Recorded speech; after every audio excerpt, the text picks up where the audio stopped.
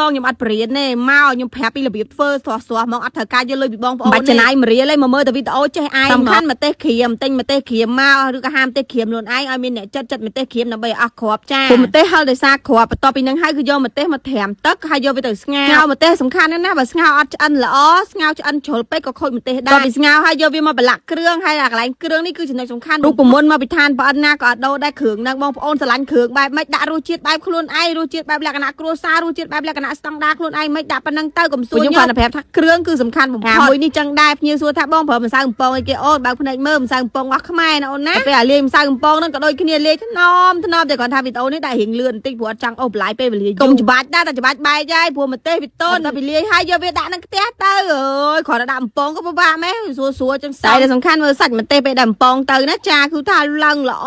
ចឹងត្មងស្មានភ្លើងផងណាប្រយ័ត្នតែជ្រុលភ្លើងខ្លោចម្ទេសញ៉ាំអត់កើតទេនេះលទ្ធផលសម្រាប់ឃើញសាច់ម្